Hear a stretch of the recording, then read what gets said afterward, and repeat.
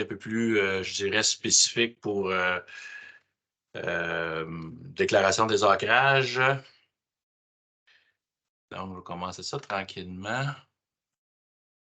Attendez. Ici, partager.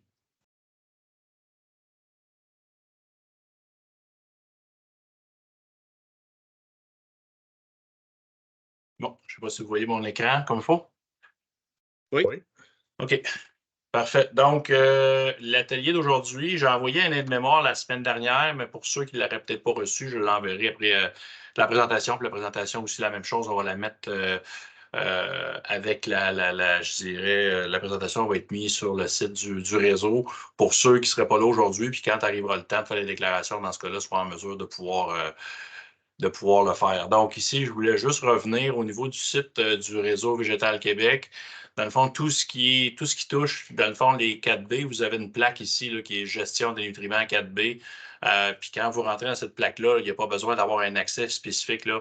Et puis, en fait, l'ensemble de l'information au niveau des 4B, chacune des formations, les accès aux examens, y compris les formulaires de déclaration d'ancrage, dans ce cas-là, se trouvent être sur le site. Donc, je faisais un petit peu référence à ça. Ensuite, ici, au niveau du site du réseau, là, il y a 2 nouvelles informations. En fait, là, on trouvait intéressant cette année, pour un certain temps, en fait, là, de pouvoir suivre un peu là, le nombre de personnes qui sont attestées 4B, puis ensuite de ça, le nombre d'ancrages déclarés. Fait que là, bien évidemment, vous allez retrouver aussi cette information-là, mais je vous dirais là où ça peut peut-être être le plus intéressant, la même information, vous allez la retrouver à toutes les semaines au niveau, dans le fond, de la fameuse revue de presse. Là, donc, pendant un certain bout de temps, vu qu'on démarre ça tranquillement pas vite, on trouvait intéressant de voir évoluer un petit peu là, les personnes attestées puis le nombre d'hectares déclarés au Québec. Donc là, si on y va directement, dans le fond, je veux dire, pour les déclarations d'ancrage, je trouvais important à ce moment donné-ci de vous faire Puis il faut quand même comprendre aussi que tout le matériel découle de l'information qu'on se trouve à avoir au niveau du site de Fertilisants Canada. Fait que des fois, là, peut-être que le terme a l'air d'être un anglicisme qui était traduit, je veux dire, en français, là, mais l'idée était de quand même garder l'essentiel de l'information qui venait de leur site puis de la structure qu'ils ont en place. Donc, il y a 2 modes, en fait, là, de déclaration des ancrages là, pour les détaillants. Donc, il y a la mode certification puis la mode désignation. Donc, le mode certification, en fait, ce n'est pas le mode qui a été retenu. La seule province canadienne pour laquelle on y va avec une certification, c'est en Ontario.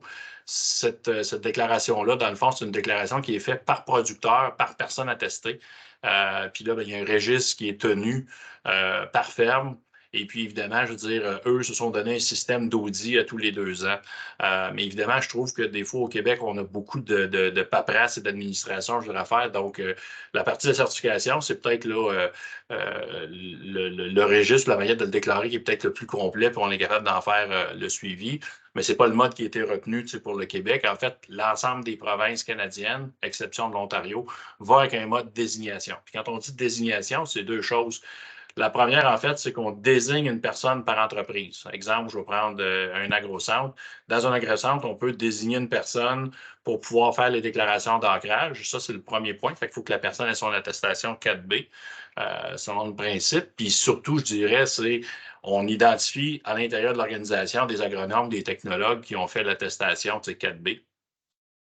Et puis là, dans ce cas-là, je veux dire, ces personnes-là vont pouvoir, en fait, donner l'ensemble des ancrages qui vont être désignés par la personne. Puis ce que ça fait, c'est exemple, si dans votre organisation, puis là, cette année, on sait qu'on veut déployer en 2 phases. Donc, une première phase qui est une phase déclaration des ancrages pour les gens, je veux dire, qui ont complété un PAF avec un agronome ou un technologue qui a complété l'attestation des 4B. Bien, si vous avez 3 personnes qui complètent des PAF chez vous, bien là, vous prenez l'accumulation de ces superficies-là, vous le donnez à la personne qui est désignée. Soit la personne qui a fait le PAF va faire sa déclaration elle-même, ou soit la personne désignée, de là le terme désignation dans l'entreprise. Et puis, c'est vraiment un cumul des superficies qui est déclaré à ce moment-là. Comme je veux dire, c'est beaucoup moins compliqué comme première étape d'y aller avec la base désignation. Peut-être que dans quelques années, on ira avec une approche un petit peu plus spécifique avec le nom de la ferme, mais l'idée était de partir de partir les déclarations. Puis là, ben là, en fait, là, c'était de vous faire la distinction entre la certification et la désignation. Là, ici, je faisais encore un petit peu le rappel. On a séparé chacune des deux formations qui nous permettent d'aller chercher, en fait, une attestation. On a monté 2 questionnaires d'examen avec les liens. Fait que quand je vous mettrai cette présentation-là disponible, vous cliquez directement sur les liens pour ceux qui n'auraient pas fait une des deux formations pour aller chercher l'attestation. Puis là, cette attestation-là, ce qui est important, je vous dirais, c'est le numéro de certificat juste en haut, parce que quand on fait les déclarations d'ancrage, on va demander le numéro de certificat là, pour pouvoir l'associer à ça. Puis évidemment, je ne vous cacherai pas que c'est un système qui est complètement calqué sur le système que Fertilisant Canada utilise dans chacune des provinces. Là. Donc, en fait, là, j'ai monté deux types de formulaires, donc formulaire 2023 et formulaire 2024, parce que dans le fond, ce qu'on veut faire, c'est de déclarer les ancrages à partir de 2023. Et l'année prochaine, bien, dans le déploiement qu'on va faire avec les grilles, parce que l'idée est de faire évoluer les fermes avec les grilles 4B qu'on a développées en 25 points. Donc, à partir du moment où une ferme, on a considéré qu'une ferme qui avait un PAF au Québec, puis qu'une personne était attestée, la ferme allait être catégorisée basique au niveau du 4B. Puis ensuite de ça, on est capable de la faire évoluer vers l'intermédiaire ou l'avancée. Puis c'est là qu'on va commencer à travailler avec des grilles de travail. Mais pour l'instant, on y va avec l'approche déclaration au niveau des PAF. Donc, en fait, le questionnaire, là, vous avez dans le fond le visuel ici à votre gauche. Vous avez le lien, puis vous avez le code QR ici en bas. Il y a 2 sections, en fait. Là. Donc, vous avez une section 1 qui est renseignements généraux. Donc, on demande le nom et le prénom de la personne qui est accréditée 4B qui va soumettre le formulaire. Le numéro d'accréditation ou le numéro de certificat, c'est comme ça qu'on l'a appelé, adresse de courriel et le nom de l'employeur, parce qu'évidemment, je veux dire, selon les bannières, cette information-là ne sera pas reprise, c'est plus pour nous d'être capable de faire un suivi. Puis évidemment, je veux dire, c'est qu'on a quand même pris ces formulaires-là, on s'est inspiré des formulaires que Fertilisant Canada utilisait. Donc là, ça, c'est la première section qui est une section, je dirais, très générale. Là, je ne vois pas si vous avez des questions, mais si vous en avez, vous pouvez y aller au fur et à mesure. Là. Donc, ça, c'est la section 1 là, qui est plus l'information générale. Ensuite de ça, vous avez la section 2. Dans cette section-là, dans le fond, vous avez dans le fond 7 questions. Donc, la superficie en hectares, dans le fond, de maïs grain, superficie en hectares de plantes fourragères incluant le maïs en silage, de soya, céréales, pommes de terre, légumes, fruits et autres cultures. Évidemment, c'est un formulaire qui est adapté au Québec. Le formulaire de Fertilisant Canada comprend des cultures qui n'étaient pas adaptées pour le Québec. Donc, c'est vraiment les catégories qu'on s'est données pour les déclarations. Puis, comme vous voyez, comme c'est une désignation, puis c'est une accumulation de superficie, on n'avait pas besoin d'aller dans un plus grand détail. Si on décidait d'aller vers une certification, peut-être qu'à ce moment donné-là, ça sera plus important. Mais bon, pour l'instant, ce n'est pas nécessaire. Donc, ça, c'est pour la section 2. Puis ensuite de ça, bien, vous avez la dernière section où en fait la question 13, c'est dans le cas d'une désignation, comme on le fait là, bien évidemment, c'est que les renseignements, je veux dire, ont été faits par une personne qui est accréditée. Et puis là, dans ce cas-là, je veux dire, vous dites, on confirme. À ce moment-là, nous autres, on est en mesure de pouvoir voir selon le numéro d'accréditation que tout était fait et que ça fonctionnait selon ces principes-là. Donc, c'est un peu le formulaire. Puis après ça, bien évidemment, là, j'ai monté un formulaire 2024. Puis la raison est simple, c'est que présentement, vous êtes en pleine campagne de vente pour de la semence. Et puis, on pense qu'il y a peut-être des superficies qui ont été faites ou des PAF qui ont été faites en 2023 qui risquent d'être déclarées en 2024. Donc, on veut juste être certain de bien départir là, quelles superficies ont été déclarées en quelle année. Évidemment, nous, à RVQ, on va recevoir cette information-là.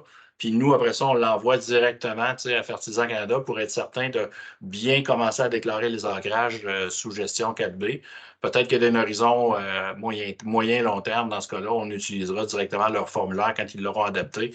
Mais pour l'instant, c'est un petit peu une manière de s'assurer d'avoir tout le matériel puis de canaliser aux mêmes endroits. Puis pour 2024, c'est exactement le même formulaire, dans le fond, avec les mêmes informations qui sont demandées. Ensuite de ça, les mêmes grandes questions, les mêmes grandes catégories. Puis quand ça ne rentre pas dans une des 6 premières catégories, vous le mettez dans autre culture. Et puis après ça, bien, la déclaration à la fin. Donc, l'idée est de garder toujours un peu une certaine forme de crédibilité par rapport par rapport à la structure qu'on veut se donner au Québec, puis avec le contexte réglementaire avec lequel on doit travailler, que c'est avec les PAF et avec les autres professionnels aussi, où on a juste ça, je dirais, au Québec, là.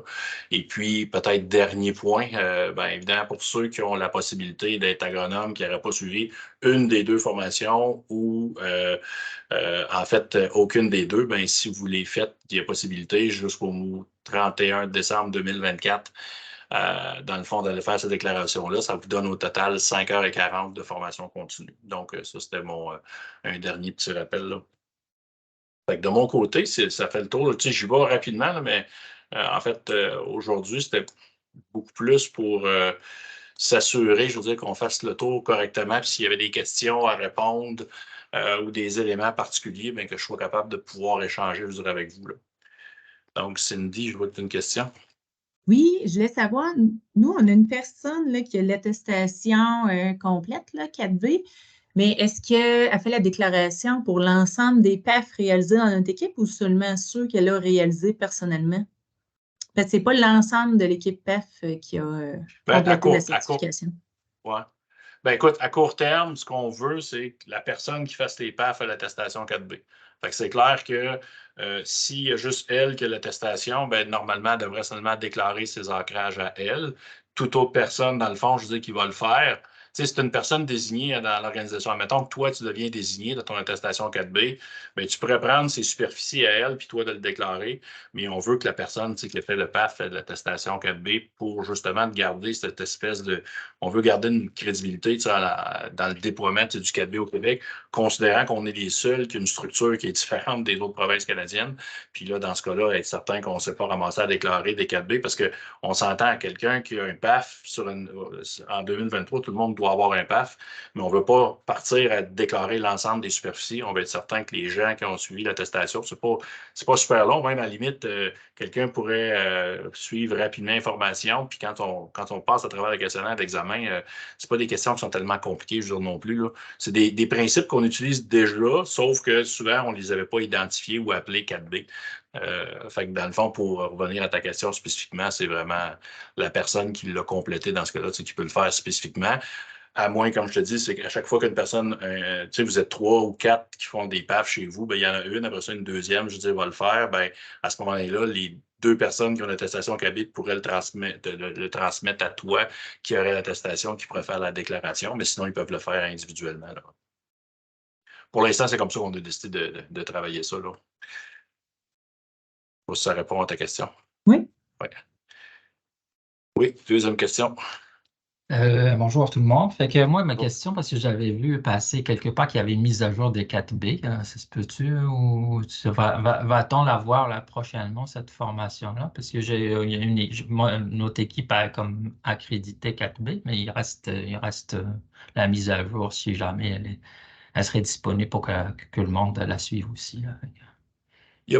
Pour l'instant, il n'y a pas de mise à jour, là. Dans le OK. fond, il y a une première formation, gestion des nutriments, qui a été donnée en 2020. Ensuite de ça, 2022, santé des sols.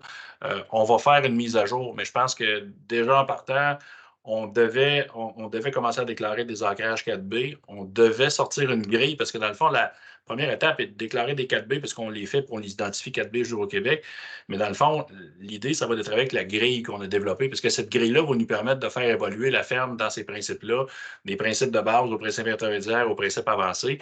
Puis de là, ça va nous permettre de faire effectivement, je dirais, un refresh au niveau de la formation, mais surtout de pouvoir cibler. Est-ce qu'on donne une formation au niveau de l'agriculture de précision? Est-ce qu'on donne une formation au niveau des engrais azotés spécifiquement? Parce qu'on sent que c'est vraiment dans ce secteur-là qu'il va falloir comme spécifier. Puis là, on va aller chercher un formateur, probablement faire un refresh des 2 premières formations.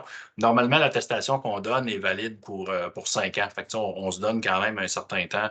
Puis, tu sais, comme je vous dis, c'est pas nous autres qui s'est imposé le 5 ans, c'est parce que dans le fond, les normes qu'on s'est fixées ailleurs au Canada, je veux dire, c'est à partir du moment où vous faites une attestation, vous l'avez déjà pour 5 ans.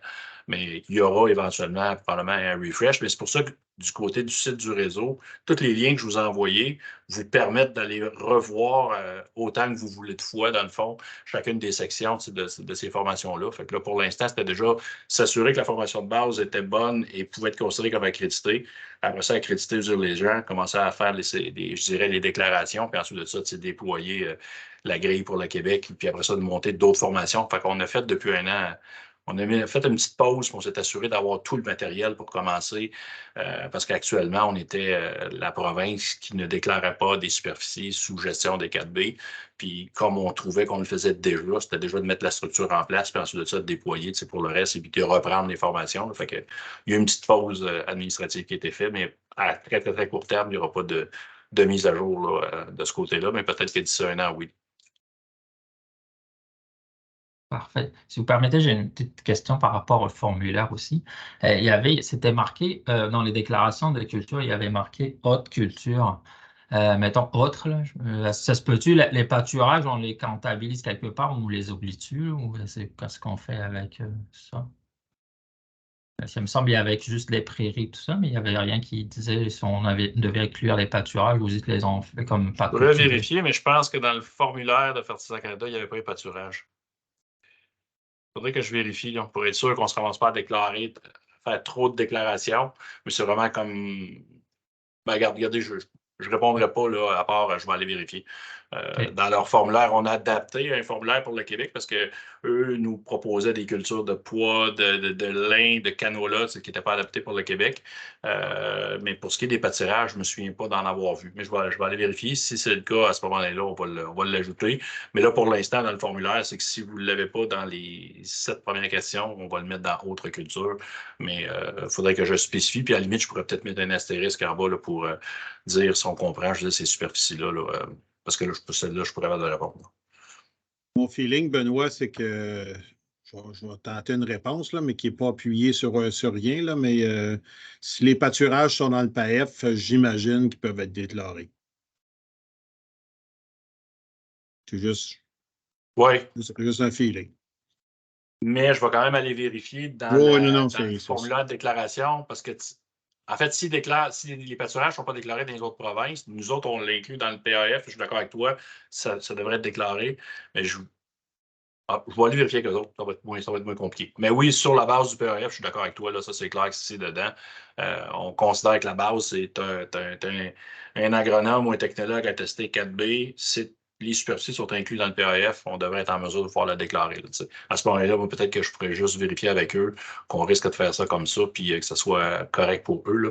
Mais ça, c'est un détail. C'est pas grave. Puis c'est justement le but de l'atelier, c'est d'échanger. Il y a peut-être des choses qu'on a oubliées dans le formulaire avec le comité aviseur. On a travaillé en plus petits groupes. On pensait que tout était correct, là, mais quand arrive le temps de déclarer, il peut y avoir des questions, des commentaires. C'est tout à fait correct, mais je vais aller vérifier.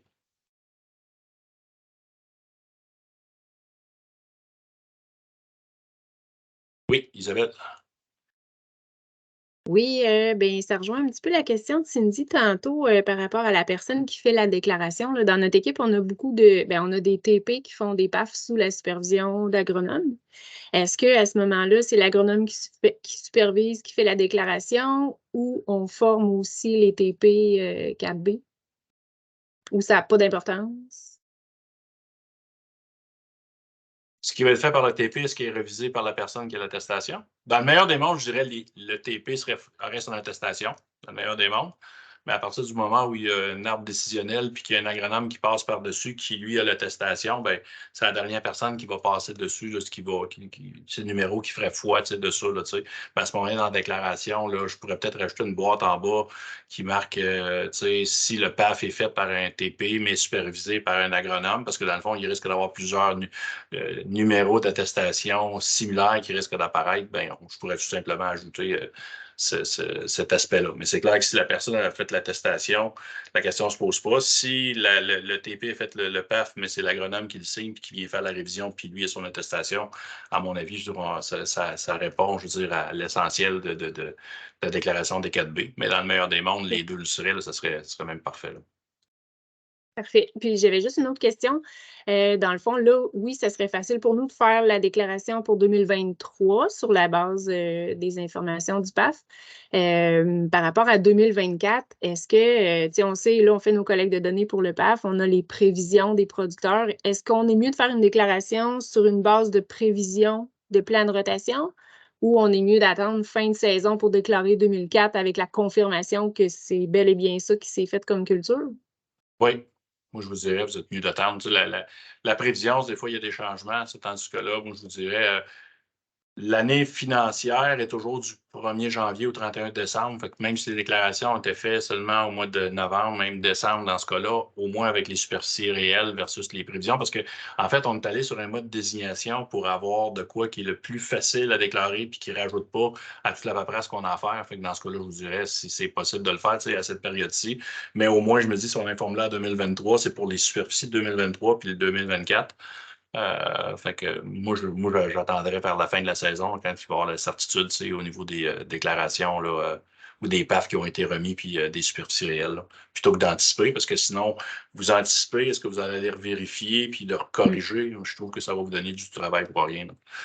Parfait. Merci.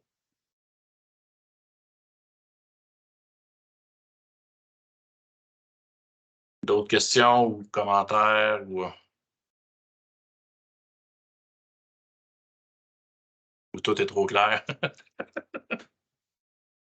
Mais quand tu parles, tant qu'à t'avoir en ligne, là, de la grille pour faire évoluer des entreprises de niveau de base vers intermédiaire, tout ça, là, ça, est-ce que dans les formations, ils parlent de la grille ou c'est un outil qui est à venir?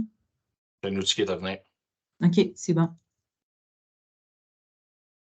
Ben, Ça serait voyez-vous, plus dans le fond, pertinent de l'avoir avec les collègues de données? C'est vu qu'ils sont. Sais-tu de quoi qu'il faut avoir la signature ou un commitment du client ou non? C'est tout encore le professionnel 4B? Parce que dans le fond, la grille se veut un outil pour avoir une discussion, un échange vers une réflexion avec le producteur. Fait que c'est clair que là, ce qui arrive, c'est qu'on a tout fait ça avec un comité aviseur. Là, on va relancer parce qu'on avait dit qu'on allait déployer les déclarations de superficie, mais la grille, on veut la challenger parce qu'on était en groupe de 3, 4, 5. Et puis là, ça nous semblait faire du sens, mais là, il faut regarder que les services conseils, il faut regarder avec d'autres groupes qui n'ont pas vu cette grille-là, qui nous challenge pour être certain, nos 25 critères, est-ce qu'ils font du sens? Parce qu'il faut comprendre, j'ai pris dans le fond les grilles de la Colombie-Britannique jusqu'à Terre-Neuve, puis on a essayé de trouver je dirais, des grilles qui s'adaptaient à nous autres, puis on est obligé de partir de zéro, parce qu'il n'y a rien vraiment qui s'adaptait à notre réalité pour différentes raisons. Entre autres, parce que, je veux dire, on fait des PAF au Québec, entre autres, parce qu'on a des ordres professionnels, fait qu'il y a déjà une structure qui existe déjà. Fait qu'on a bâti cette grille-là, je veux dire, différemment, mais là, on va falloir la challenger parce que à partir du moment où vous avez entre les mains, ça vous permet d'avoir un échange avec le producteur. Puis on est en train de travailler avec les producteurs de grains à faire des formations pour les producteurs de grains, les producteurs agricoles et les conseillers en agro-environnement. Fait que c'est clair que là, tout le monde risque de travailler avec cette grille-là parce que l'idée, c'est d'amener une espèce d'échange puis une espèce d'évolution au niveau de la ferme dans l'utilisation des fertilisants. Fait que c'est clair que cette grille-là, rapidement, là, à travers les déclarations, on va relancer le comité puis partir déjà pour la phase 2 parce que plus vite on va être capable de vous mettre ça en ligne, vous allez être capable de le voir, plus vite vous allez voir un peu vers quoi on va aller puis on va pouvoir regarder pour des nouvelles formations de ces choses-là. Donc, c'est clair que c'est la pierre angulaire, je dirais, de tout le principe des 4B. Là, on y va sur une première approche en disant, ben, on évalue que les principes de base, on remplit les principes basiques au niveau 4B avec cette grille-là, mais l'idée, c'est de les faire évoluer, puis c'est surtout que le producteur en entende parler, puis il dit, ben regarde, moi, j'aimerais ça avancer avec ces principes-là. Là. Fait que là, on va devoir, je dirais, compléter, puis de s'assurer que cette grille-là soit en force, là, parce que ça, c'est vraiment la pièce maîtresse. Là.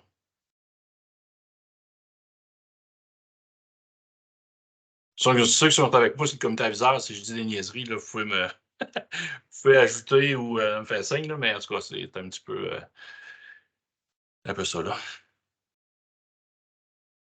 D'autres questions ou commentaires? Je ne sais pas s'il y en a qui ont fait des déclarations. Est-ce qu'il y a des choses, vous pensez qu'on doit mettre un petit peu plus... ça doit être fait différemment?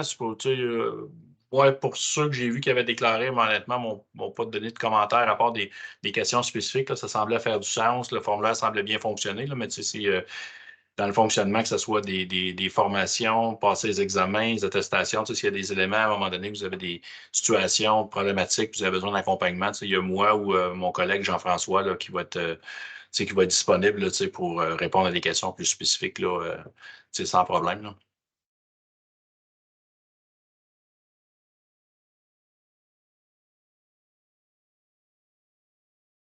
Bon, ben, écoutez, si vous n'avez pas d'autres questions ou commentaires, on s'était prévu une petite demi-heure, donc je vais prendre la présentation. Comme je dis, ça va être déposé au niveau du site. Je vais prendre vos coordonnées aussi pour ceux qui Je n'avais pas les coordonnées, puis je vais envoyer un petit peu l'aide-mémoire que j'avais monté, que j'ai envoyé la semaine passée. Puis, entre-temps, s'il y a quelques questions que ce soit, n'hésitez pas. Là, dans le fond, on a les coordonnées au niveau du site ou du courriel que vous avez reçu. Là, appelez-nous, puis ça va nous faire plaisir de pouvoir vous aider par rapport à ça. Là. Je ne sais pas si les participants ont aussi mes coordonnées à moi.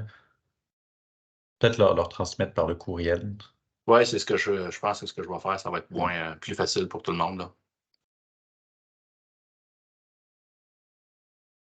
Bon, super. Je ne sais pas si, en tout cas, si tout est correct, moi, je vous laisserai aller pour votre dîner. Là. Il est déjà rendu presque 12h30. Là.